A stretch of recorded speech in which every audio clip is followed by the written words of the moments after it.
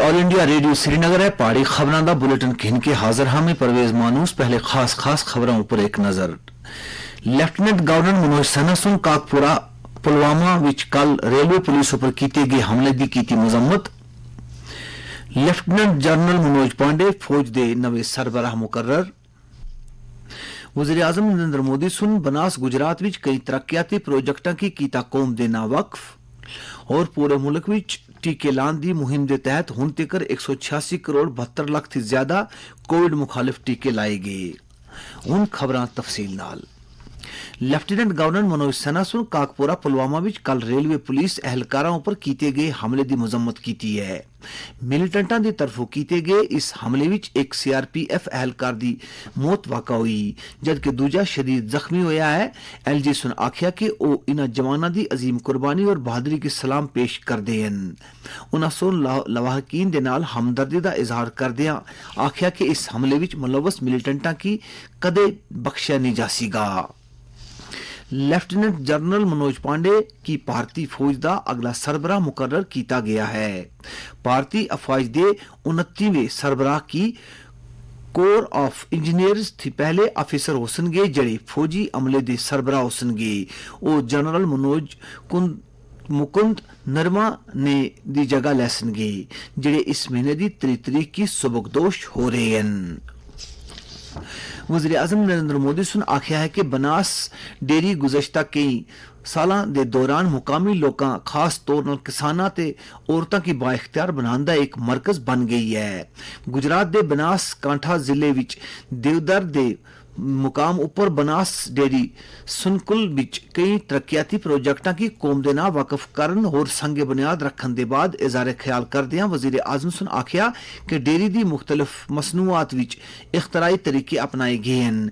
उन्हां सुन शहद की पैदावार उपर तवज्जो मरकूज किए जाने पर बनास डेयरी की तारीफ भी की। नरेंद्र मोदी सुन आख्या कि इन्हां दी सरकार निक्के किसानां दी बहबूद वास्ते मुसलसल काम कर रही है। उन्हां सुन आख्या कि इत्थे इफ्तिताह और कौम दे ना वकफ किए गए मुख्तलिफ जदीद प्लांट्स असाड़ी रिवायती कुव्वत दे जरिए एक मजबूत मुस्तकबिल तैयार करने की बेहतरीन मिसाल है। नेशनल हेल्थ अथॉरिटी दे chair chief executive officer doctor R S. Sharma सुन जम्मू विच आज एक मीटिंग के दौरान जम्मू कश्मीर विच आयुष्मान भारत प्रधानमंत्री जन आरोग्य योजना और आयुष्मान भारत डिजिटल मिशन दी अमल आवरी दा जायजा किंदा। उन्हां सुन यूटी विच इन्हां दवा अहम और बड़े प्रोग्रामां की मौसर तौर पर अमलान वास्ते स्टेट हेल्थ एजेंसी दियां कावशां की सताइश की और मरकज के जेर इंतजाम बाकी इलाकों पर जोर दिता कि ओ इस स्कीम की अपने इथे आम करन वास्ते जम्मू कश्मीर दा मॉडल अपनावन। उन्हां सुनिश्चित इस ताल्लुक नाल जम्मू कश्मीर 97% आयुष्मान भारत कार्ड्स जकी स्टैंडिंग दा तस्करा किया जड़े कौमी शरह थी ज्यादा हैं और यूनियन टेरिटरी में सब थी ज्यादा उच्ची है। मीटिंग के दौरान डॉक्टर शर्मा सुन कॉमन सर्विस सेंटरों पर रजिस्ट्रेशन फीस खत्म करने का ऐलान किया और आख्या कि नेशनल हेल्थ अथॉरिटी इन्हां सेंटरों की यह रकम आपू अदा कर सीगी। उन्होंने टीएमएस तकनीकी अड़चना दे जल्दी हल करने का यकीन दिवा लिया ताकि अमल विच माकूलियत लियाई जा सके। मीटिंग विच बाकी मुतलका हुकाम के अलावा सेहत तिबी तालीम के एडिशनल चीफ सेक्रेटरी विवेक भारद्वाज, NHA के डिप्टी CEO डॉक्टर विपुल अग्रवाल और स्टेट हेल्थ एजेंसी के CEO यासीन चौधरी शिरकत की। मरकजी वजारत सेहत सुन कल थी पूरे मुल्क विच 1 लाख आयुष्मान भारत सेहत ते तंदुरुस्ती मरकज़ों पर ब्लाक सतह दे सेहत मेलियां दा एहतमाम शुरू किया है। सारिया रियासतां मरकज़ां दे ज़ेर इंतजाम इलाकियां और अहम वजारतां दे इश्तराक नाल इन्हां मेलियां दा एहतमाम किया जा रहा है। इन्हां विच औरतों और बच्चों की बहबूद, इतलात और नशरियात, पंचायती राज, आयुष और तालीम दी वजारतां शामिल हैं। वज़ीर सेहत मन सुख मांडविया सुन आख्या है कि आज़ादी दे अमृत महोत्सव के तहत ब्लाक सेहत दे सतह हफ्ते दे तकरीबात का हिस्सा है। इसका मकसद आयुष्मान भारत सेहत और तंदुरुस्ती मरकज़ां के अलावा टेली मेडिसन और टेली तिबी सलाह के बारे में बेदारी पैदा करना है। कल ਜ਼ਿਲ੍ਹਾ ਸ੍ਰੀਨਗਰ ਦੇ ਨਾਲ-ਨਾਲ ਕਈ ਬਾਕੀ ਜ਼ਿਲ੍ਹਿਆਂ ਵਿੱਚ ਵੀ ਇਸੇ ਤਰ੍ਹਾਂ ਦੇ ਮੇਲੇ ਮੁਨੱਕਦ ਕੀਤੇ ਗਏ। ਜ਼ਿਲ੍ਹਾ ਸ੍ਰੀਨਗਰ ਵਿੱਚ ਕੱਲ ਮੈਡੀਕਲ ਬਲਾਕ ਹਜ਼ਰਤਬਲ ਦੇ ਨਿਸ਼ਾਤ ਇਲਾਕੇ ਵਿੱਚ ਇਸ ਤਰ੍ਹਾਂ ਦੇ ਸਿਹਤ ਮੇਲੇ ਦਾ ਇਨਕਾਦ ਕੀਤਾ ਗਿਆ।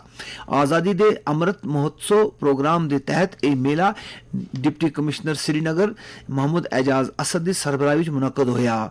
ਇਸ ਮੌਕੇ ਉੱਪਰ ਪੰਚਾਇਤੀ ਰਾਜ ਅਦਾਰਿਆਂ ਦੇ ਕਈ ਮੈਂਬਰਾਂ ਦੇ ਇਲਾਵਾ ਸਿਹਤ ਸ਼ੋਬੇ ਦੇ ਅਫਸਰ ਵੀ ਮੌਜੂਦ ਸਨ। ਬਾਅਦ ਵਿੱਚ ਡਿਪਟੀ ਕਮਿਸ਼ਨਰ ਸੁਨ ਮੇਲੇ ਵਿੱਚ ਲਾਏ ਗਏ ਕਈ ਸਟਾਲਾਂ ਦਾ ਮੁਆਇਨਾ ਕੀਤਾ। ਇਸ ਮੌਕੇ ਉੱਪਰ ਕਈ ਤਿੱਬੀ ਸਹੂਲਤਾਂ ਦੇ ਬਾਰੇ ਵਿੱਚ ਵੀ ਜਾਣਕਾਰੀ ਫਰਾਹਮ ਕੀਤੀ ਗਈ। पूरे मुल्क में टीके लाने की मुहिम के तहत हुण तक 186 करोड़ 72 लाख से ज्यादा कोविड थी बचाव के टीके लाए गए हैं। वजारत सेहत के मुताबिक पिछले 24 घंटे में 16,99,000 से ज्यादा टीके लाए गए हैं। इसी अरसे के दौरान मुल्क में कोविड के 101,247 से ज्यादा नवे मामले सामने आए हैं। मुल्क में इस वेले 11,860 कोविड मरीज जेरे इलाज हैं, जिहड़े मजमूई मामूलात का 0.3% हैं। सेहतियाब होने की शरह 98.76% ऊपर बरकरार है। पिछले 24 घंटे में 298 मरीज सेहतियाब हुए हैं। मुल्क में हुण तक मजमूई तौर पर 4,25,11,000 से ज्यादा कोविड मरीज रोबा सेहत होए दे हैं। सदर जमहूरिया रामनाथ कोविंद सुन शनाख्त से मुतलक ज़ाब्ता फौजदारी कानून 2022 की मंजूरी दी है। इस कानून का मकसद मुजरमाना मामलात विच और रिकॉर्ड्स महफूज करने वास्ते शनाख्त और तफ्तीश के मकसद थी मुजरमा और बाकी बंदियां दी पैमाइश लैन दे इख्तियार देना है। इस कानून के तहत इन्हां लोकां दी सही जिस्मानी पैमाइश वास्ते कानूनी मंजूरी भी दी गई है, जिन्हां दी पैमाइश लेना दरकार हो। इस पैमाइश विच उंगलियां दे निशान, हथेलियां दे निशान और पैरां दे निशान, फोटोग्राफ, पुतलियां और रेटाइना दी स्कैनिंग, जिस्मानी नमूने जिसम विच मौजूद कीमियावी मादियां दे नमूने और इन्हां दा तजिया वगैरह शामिल है।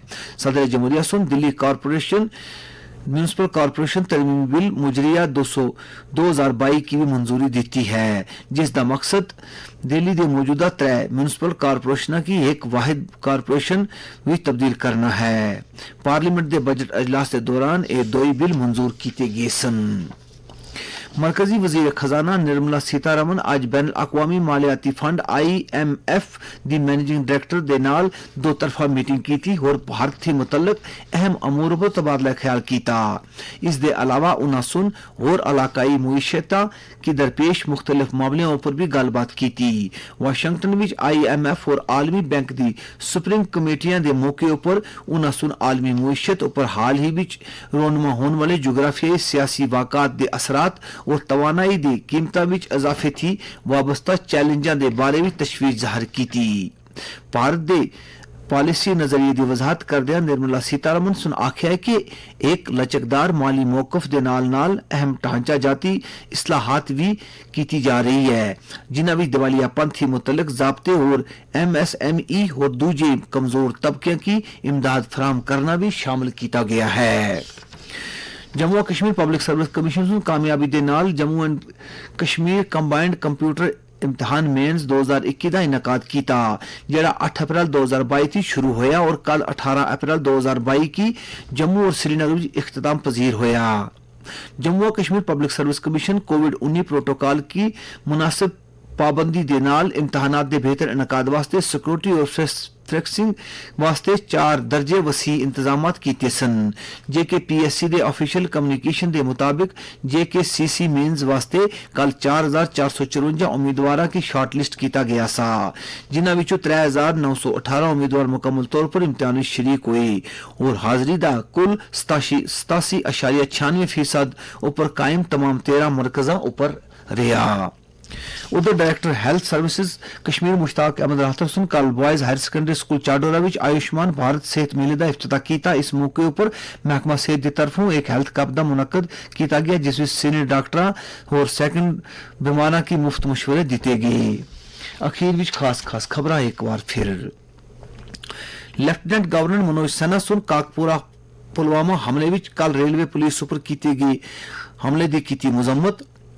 लेफ्टिनेंट जनरल मनोज पांडे फौज के नवे सरबराह मुकर्रर। वजीर आजम नरेंद्र मोदी सुन बनास गुजरात विच कई तरक्याती प्रोजेक्टां की किता कौम देना वक्फ और पूरे मुल्क विच टीके लाने दी मुहिम दे तहत हुण तकर 186 करोड़ 72 लाख थी ज्यादा कोविड मुखालिफ टीके लाए गए हैं। इसे दे नाल पारी खबरां दा ए बुलेटिन भी मुक गया।